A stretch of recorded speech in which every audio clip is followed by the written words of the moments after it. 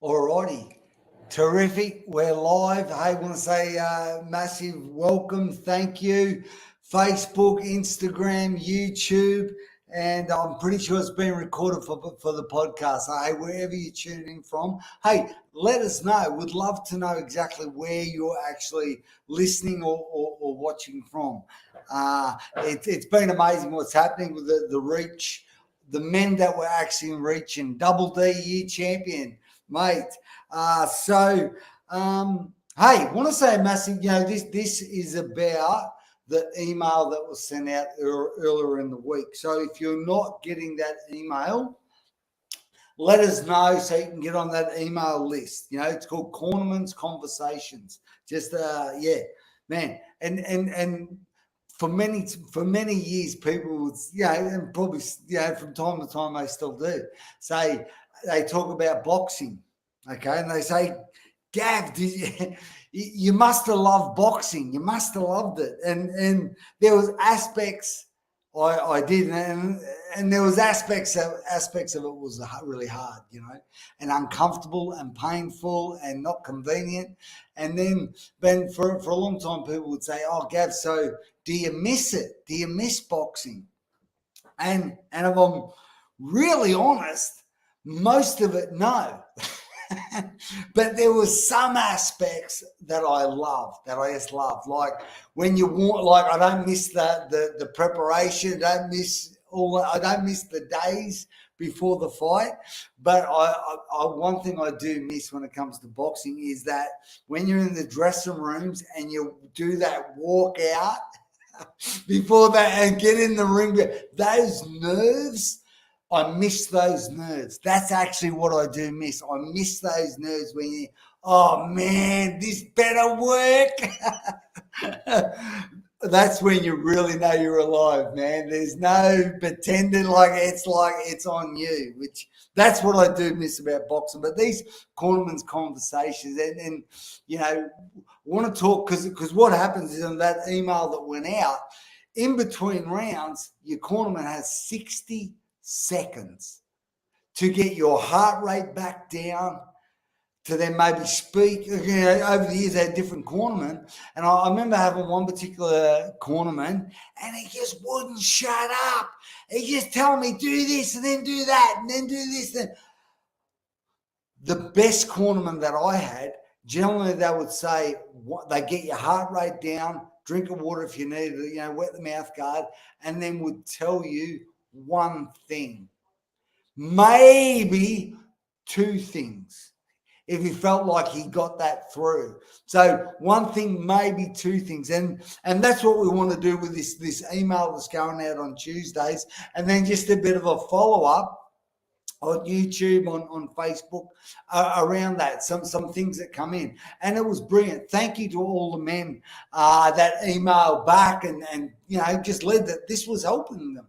This is what we want to do. We want to help more men. So so two things. If this is helping you, hey, give me a thumbs up. And if wherever you're tuning in from, hey, let us know. Is that Marty from the UK, you champion? Jack Top, goodness me, the bloke he took me, got me my first set of gloves. Thanks, Dad. Man. So this Cornerman's conversation, okay? You get 60 seconds. So I want to cut to the chase that, man, these are the things that I'm saying, And with men now that we've got men everywhere in umpteen countries, okay? We don't want to wait, and we're so distracted, and we've got so many great things happening. We want to be direct. And this is one of the things that I talked about in that email, about being, as a man, as a leader, as a husband, as a dad, about being decisive, making a decision. I always like to talk about, we've all got three options when it comes to the decisions. The first option is to make the right decision. The second best option is to make the wrong decision. And the worst option is not to make a decision. Don't do anything. Nothing. And I tell you what, man, that's what a lot of men do. They actually don't, they're too scared they're going to make the wrong decision. They don't make a decision. And all of a sudden, opportunities go past. Opportunities come and go. So what I'm saying to you is better to make the wrong decision. At least you can make a mistake and then move on. And then go, well, that didn't work. That didn't work. So Dave Andrews from the Gold Coast, you champion. Good to see you, mate. So here we are. Okay. So I want to give you blokes some tools that can help you. Because if you've been a procrastinator, let me know in the comments. Let me know if you've been procrastinating. Let me know, because this is going to help you, okay? And probably you're going to think about whether you're going to leave a comment or not. Means you're a true procrastinator. So I mean, you know, like I said, so many men I've come across are waiting for the right opportunity, the right time, the right ducks lined up. They'll wait till I get this sorted and get that sorted, and opportunities come, and they don't stay forever. Who knows that? Opportunities don't last. They've got a time span. There's a season for an opportunity. And of course it goes, you know, and regrets a massive one for a lot of men. So, hey, if you're getting some value out of this, let me know, okay? It's been, you know, this is really helping listening to the feedback, so knowing that we're on the right track. So, you know, first thing is a tool is when you don't make decisions. Yeah, something that I've seen, indecision, you know, not being decisive. If you can start to master that, but this is what will help you, you know, because I'm yet to meet a man who doesn't want to win in his field, in his area, whatever he sees as successful. I'm yet to meet someone who says, I don't want to be successful. Of course, it's in us. We want to, but what's it going to take? What is it going to take? What are the actions, you know? And I think, you know, one of the biggest things is, like I talked about in that email, about what is it going to take, but more importantly, like what's it going to take you to actually make a decision, to actually commit to something. Like what's it going to take? And for some blokes, it's like, you know, I've had particularly go through the mentorship and they'll say, hey, you know what, Gav, if I had done this when I said I was going to do it or when I wanted to do it, I may have saved me marriage. I may have saved my business. You know, then you got to deal with regret. You know, it's not a nice thing to deal with. So I mean, what is it actually going to take for you to actually go after your dreams, to actually go after the things that are in your heart, for you to go full tilt, you know? And really the second thing that I said in that email is, and this is a big thing that I think stops a lot of men from taking action, it's not having a crystal clear vision of not so much what you want to do, but it's more, who do I need to become as a man? Like, as far as, all right, you're in a fight, okay?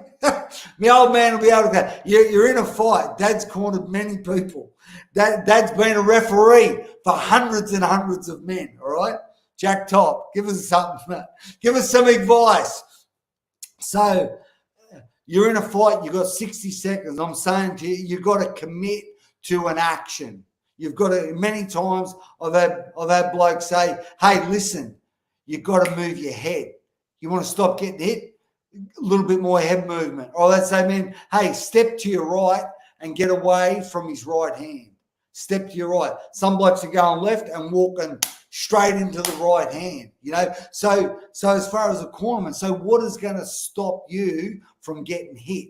What direction do you need to maybe change in order to put yourself in a better position? And it could be saying no to this, saying yes to that. You know, some of us got the yeses and the no's back to front. So it's like, all right, so who do you need to become? Maybe you need to be decisive. Maybe you need to be an action taker. Maybe you need to weigh it up. Hang on, how is it going to be if I don't take action? You know, quite often, you know, that's what I'm hearing from a lot of men. They're building a case of why they can't do things rather than building a case of what if you don't do it? What if you don't take action? where are you going to be in 6 months, 12 months? And then some say, the same. You're never at the same. You're either going forward or you're sliding back. Things will get worse. So action, man. What's the action? But get leverage on yourself. Who do you need to become? Man, some people need to be more inclined to take risks. This fear of failure is just, it's insanity, a fear of failure, because you actually only get better by doing it wrong. You can read all the books, you can listen to the old podcast, you can watch all the YouTube, but if you fail to actually take action, you won't really learn. That's why I call the mentorship the man alive experience. This is not nice stories. This is about taking action on things that are hard. It could be asking somebody some hard questions. It could be asking yourself, like what we're doing here. Who do you need to become? Do you need to be healthier? Do you need to be fitter? Do you need to be mentally stronger? Are you a person that gets talked out of the things you love? So all right, men. So A, B, and C, these are some actions, all right? So getting all this out in 60 seconds, not a chance. But like we said, what needs to change in your environment? Pen and paper. If you're doing any of my stuff, always get a pen and paper. I've got pen and pads everywhere. So this is a question, okay? Hopefully you got the email. So what needs to change in your environment? Because, some of us have some people that actually are holding us back for their own insecurity, whatever. Some of us are holding ourselves back. So what needs to change there? So what has to happen in your environment? Okay, what needs to change in you is B. What are the things that need to change in you? Do you need to see yourself in a different light? Do you need to actually say yes and follow through? Do you need to say no to certain things and not do it? What needs to change in you? Is there a character flaw? Do we need to create maybe an oath around a behavior that you can really sharpen your character on? What needs to, this is the C, what needs to change in your circumstances? Because see, a lot of people I'm seeing a lot of people are holding themselves back, saying, if I just get everything right, if I just get the right career, when I get this sorted, when I get that sorted. So what actually needs to change in your circumstances? Because, and maybe put a question mark there if you're taking notes, because this is the thing. When you change, your circumstances will change. So quite often, a lot of times, if you focus on what needs to actually change in you, by the time, and what needs to change in your environment, your circumstances will actually start to change. So gentlemen, I'm hoping you're getting some value out of that. Do the work. Most men are waiting for some magic wand. Well, for your circumstances to get better, you get better first. So if you can do these daily actions, if you're not getting this email on Tuesday, men, whether it be on Facebook or on YouTube, put your email. I'm pretty easy to find. Or if it's on Instagram, send me your email. We'll get it in the email list, and you'll get lots of great value. And obviously, give us some feedback on what you've got out of this. Men, we're changing the world. We're helping men everywhere. Dave Andrews, Chris Milligan, new champion all the way from Melbourne.